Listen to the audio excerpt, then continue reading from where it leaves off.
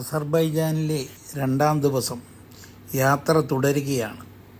നല്ല രീതിയിൽ ചെയ്തിട്ടിരിക്കുന്ന highway, Caspian കടലിൻ്റെ ഓരത്തുകൂടിയാണ് ഞങ്ങളുടെ യാത്ര. ലക്ഷ്യം റോക്ക് ഗാർഡൻ, വളരെ പ്രശസ്തമായ 15-ാം നൂറ്റാണ്ടിലെ ഗുബസ്ഥാൻ കമ്മ്യൂണിറ്റി അല്ലെങ്കിൽ അതിൻ്റെ സിവിലൈസേഷൻ എന്ന് പറയുന്ന ആ റോക്ക് ഗാർഡനെ തേടിയുള്ളതാണ് ഞങ്ങളുടെ യാത്ര. സാധാരണയിൽ നിന്ന് വിപരീതമായി റോഡിൻ്റെ ഇരുവശവും മതിലുകൾ കെട്ടിയിട്ടാണ് ആ ബൗണ്ടറി തിരിച്ചിരിക്കുന്നത്. സാധാരണ നമ്മുടെ ഇവിടെയൊക്കെ ഒരു റോഡിൻ്റെ വശങ്ങൾ ഒന്നെങ്കിൽ വേലിയോ അല്ലെങ്കിൽ എന്തെങ്കിലും ബൗണ്ടറി തിരിക്കുന്നത് പോലെയല്ല, ഇത് കംപ്ലീറ്റ് ആയിട്ട് മതിലുകൾ കെട്ടിയിട്ടുണ്ട് മിക്ക സ്ഥലങ്ങളിലും. ഞങ്ങളങ്ങനെ റോക്ക് ഗാർഡൻ്റെ എൻട്രൻസിലെത്തി. കൂടുതലും വിദ്യാഭ്യാസ സ്ഥാപനങ്ങളിൽ നിന്നും ഗ്രൂപ്പായിട്ട് സ്റ്റുഡൻസിനെ ആ ഏൻഷ്യൻ സിവിലൈസേഷൻ കാണിക്കാനും അത് മനസ്സിലാക്കാനും പഠിപ്പിക്കാനുമായിട്ട് കൊണ്ടുവരുന്ന ഒരു സ്ഥലമാണ്. അതുകൊണ്ട് വളരെയധികം സ്റ്റുഡൻസിനെ കൊണ്ടുള്ള ബസ്സുകളും ഒക്കെ അവിടെ പാർക്ക് ചെയ്തിരുന്നു. പ്രത്യേകം പാർക്ക് ചെയ്യാൻ സ്ഥലമുണ്ട്. എൻ്റെ ഡ്രൈവർ ഒരു ഇറാനിയാണ്. ഇതാണ് ഗുബസ്ഥാൻ കമ്മ്യൂണിറ്റി. ആ കമ്മ്യൂണിറ്റി അന്നത്തെ കാലത്ത് ഉപയോഗിച്ചിരുന്ന രീതിയിലുള്ള വീടുകളും അവരന്ന് ആരാധിക്കുകയും ഒക്കെ ചെയ്തിരുന്ന വളർത്തു മൃഗങ്ങളുടെ തലകളാണ് കൂടുതലും അവിടെ പ്രദർശിപ്പിച്ചിരിക്കുന്നത്. ഇന്നും അവരെ കല്ലുകൊണ്ടുള്ള ബൗണ്ടറികളൊക്കെ നിർമ്മിച്ച് കല്ലിലാണ് അവരുടെ സ്റ്റോൺ ഏജ് എന്ന് പറയാം. ഒരുപാട് മാൻസ്ക്രിപ്റ്റുകൾ അവരുടെ കല്ലുകളിൽ അവിടെ കാണാൻ സാധിക്കുന്നു. അതുതന്നെ റോക്ക് ഗാർഡനായിട്ട് അന്നത്തെ ആൾക്കാരുടെ ഒരു വേഷവിധാനവും എല്ലാം അവിടെ ചിത്രീകരിച്ച് വെച്ചിരിക്കുന്നു. ഇതെല്ലാം മെയിൻലി കുട്ടികൾക്ക് വന്ന് പഠിക്കാൻ വേണ്ടിയിട്ട് മാത്രമുള്ളതാണ്. അപ്പോൾ കൂടുതൽ ആൾക്കാർ അവിടെ ഒരു 10 രൂപയുടെ 10 മന്നത്തിൻ്റെ ഒരു ടിക്കറ്റുണ്ട്. ആ ടിക്കറ്റ് എടുത്ത് നമുക്കതിൻ്റെ അകത്തേക്ക് പ്രവേശിക്കാം.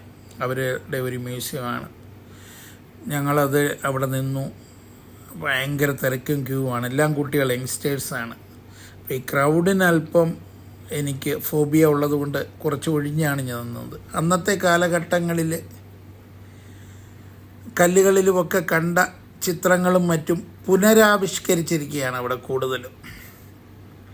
ഒരുവിധം അന്ന് കല്ലുകളിൽ നിന്ന് കണ്ടെടുത്തത്. പിന്നെ അവിടെയുള്ള മൃഗങ്ങളെ സ്റ്റഫ് ചെയ്തിട്ട് പ്രിസേർവ് ചെയ്ത് വെച്ചിരിക്കുന്നു അവിടെ തന്നെ. മാനും നമുക്ക് തന്നെ കാണാൻ സാധിക്കും. വളരെ ഫ്രഷായിട്ട് നമ്മുടെ നാട്ടിൽ കാണുന്ന കലമാൻ, പിന്നെ മ്ലാവ്, അങ്ങനെയുള്ള ജീവികളെയൊക്കെ അവർ തന്നെ അതിനെ സ്റ്റഫ് ചെയ്തിട്ട് അവിടെ പ്രദർശിപ്പിച്ചിട്ടുണ്ട്. ആ സ്റ്റോൺ ഏജിൽ അവിടുന്ന് കളക്ട് ചെയ്ത മാനുസ്ക്രിപ്റ്റുകളൊക്കെ വളരെ നല്ല രീതിയിൽ ലൈറ്റൊക്കെ കൊടുത്ത് ഒരു ഗാലറി പോലെ അവിടെ എക്സിബിറ്റ് ചെയ്ത് വെച്ചിരിക്കുന്നു. അന്നത്തെ ജീവിതശൈലിയും അന്നത്തെ ആൾക്കാരുടെ രൂപവും അവരാൽ നിർമ്മിക്കപ്പെട്ട പാത്രങ്ങളും അതിൽ വളരെ ഡീറ്റെയിൽഡായിട്ട് ഇപ്പം പ്രത്യേകിച്ച് AI സാങ്കേതിക വിദ്യകളുടെ ചുവട് പിടിച്ചുകൊണ്ട് നല്ല രീതിയിൽ അവിടെ ചിത്രീകരിച്ച് വെച്ചിരിക്കുന്നു. ആ മാനുസ്ക്രിപ്റ്റൊക്കെ കാണുന്നതും അന്നത്തെ ആൾക്കാർ ഗുഹയിലിരുന്ന് വെയിലിനോടും മഴയോടുമൊക്കെ പ്രതിരോധിച്ച് അവിടെ ഇരിക്കുന്ന സ്ഥലവും ഒക്കെ അതേപോലെ തന്നെ ചിത്രീകരിച്ച് വെച്ചിരിക്കുകയാണ്. സ്റ്റോൺ ഏജിൽ അവരുപയോഗിച്ചിരുന്ന ആയുധങ്ങൾ, കല്ലുകൊണ്ട് എന്തൊക്കെ രൂപങ്ങൾ അവർക്ക് കിട്ടിയിട്ടുണ്ടോ അതെല്ലാം അവർ നല്ല രീതിയിൽ അവിടെ എക്സിബിറ്റ് ചെയ്ത് വെച്ചിരിക്കുകയാണ്. ഞങ്ങൾ അവിടെ നിന്നും പതുക്കെ പുറത്തേക്ക് ഇറങ്ങി. ആ മ്യൂസിയം കണ്ടു കഴിഞ്ഞാൽ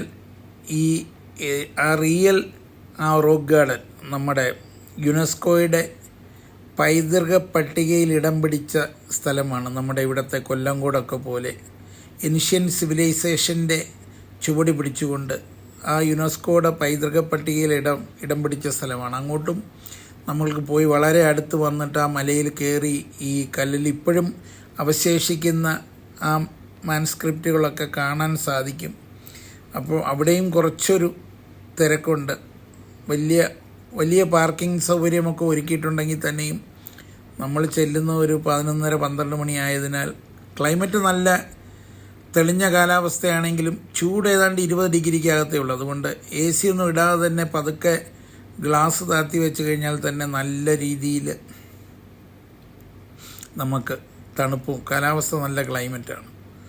അപ്പോൾ അത് കാണാൻ പറ്റും. അങ്ങനെ ഞങ്ങൾ അതിലേക്ക് എത്തിച്ചേർന്നു. പിന്നെ കൂടുതൽ നേരം അവിടെ ചിലവഴിക്കാൻ താല്പര്യമില്ലാത്തത് കൊണ്ടും പിന്നെ കുന്നൊക്കെ കയറാനുള്ള ബുദ്ധിമുട്ട് കൊണ്ടും ഞങ്ങളവിടെ ജസ്റ്റ് ഒന്ന് കറങ്ങി ഈ നമ്മുടെ ഗുണ കേവിൻ്റെ കാര്യം പറഞ്ഞതുപോലെ ഒന്ന് കണ്ട് പെട്ടെന്ന് തന്നെ തിരിച്ചു പോകാനുള്ളൊരു ഐഡിയ ആണ്. ഡ്രൈവറിൻ്റെ അടുത്ത് ഞങ്ങളത് പറയുകയും ചെയ്തു. അപ്പോൾ ഡ്രൈവർ വളരെ നല്ല രീതിയിൽ സഹകരിക്കുന്ന ആളാണ്. അയാൾ കൊണ്ടുപോയിട്ട് നമ്മളെ ആ പാർക്കിംഗ് ലോട്ടിലൊക്കെ കറക്കി പിന്നെ എവിടം വരെ പോയി കാണാമോ അവിടം വരെ കൊണ്ടുവന്നാക്കി.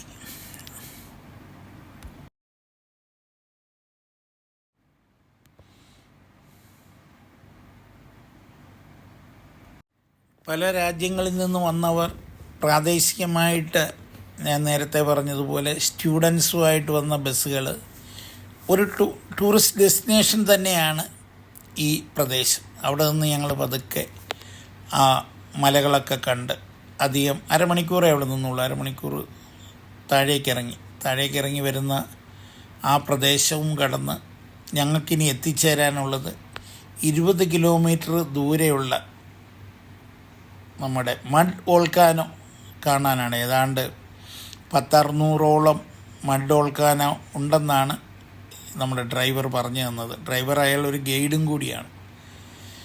ഞങ്ങൾ എന്തായാലും അവിടുന്ന് മെയിൻ റോഡിലിറങ്ങി അവിടുന്ന് ഒരു 20 കിലോമീറ്റർ യാത്ര ചെയ്ത് കഴിഞ്ഞാൽ പിന്നെ ഓഫ് റോഡാണ്. ഓഫ് റോഡിൽ നമ്മൾക്ക് അവിടെ നിന്ന് വേറെ വണ്ടി മാറിക്കയറണം. ഓഫ് റോഡിൽ ഓടുന്ന വണ്ടി റഷ്യൻ നിർമ്മിതമായ ലാഡ എന്ന് പറയുന്ന കമ്പനിയുടെ കാറുകൾ അനവധിയാണ്. എല്ലാം പഴയ നമ്മുടെ ഫിയറ്റിനെയൊക്കെ പോലെ ഇരിക്കും. ആ മോഡലിലുള്ള ഒരുപാട് വണ്ടികൾ അവൈലബിളാണ്.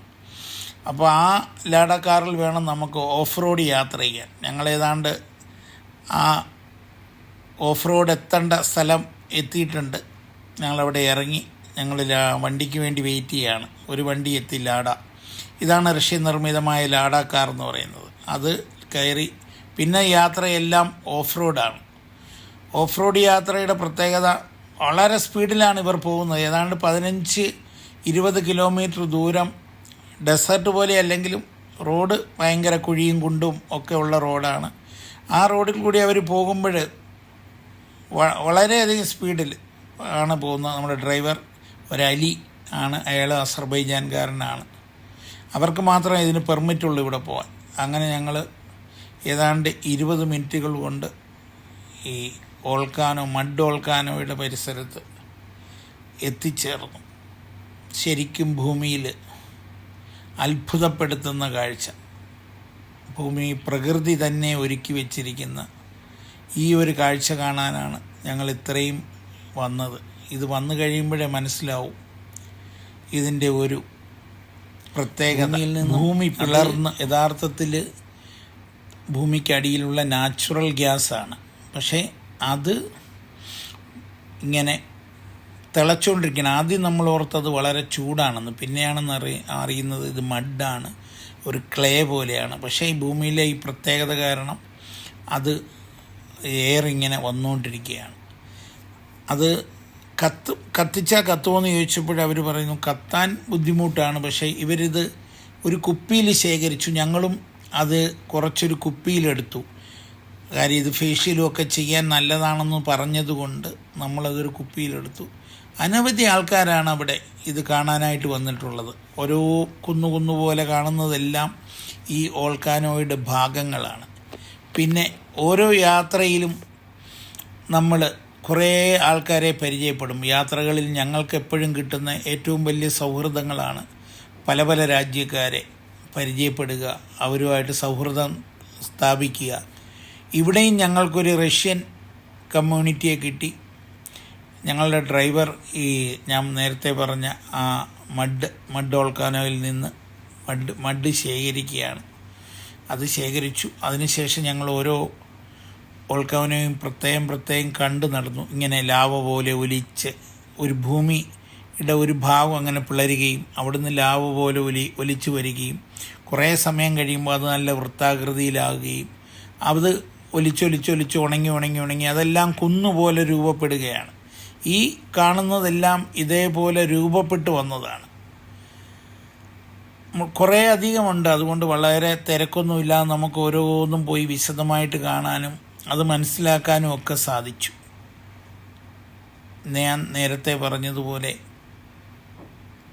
സുഹൃത്തുക്കൾ, അതാണ് യാത്രകളിലെ അനുഭവങ്ങളുടെ കൂടെയുള്ള നമുക്ക് കിട്ടുന്ന അധികമായ ഒരു അനുഭവം. ആ അനുഭവത്തിന് വേണ്ടി നമ്മളിവിടെ ചെന്ന് കഴിഞ്ഞിരുന്നാലും നമ്മൾ ആ കമ്മ്യൂണിറ്റിയിൽ വന്നെത്തുന്ന ആൾക്കാരുമായിട്ട് സൗഹൃദം സ്ഥാപിക്കും.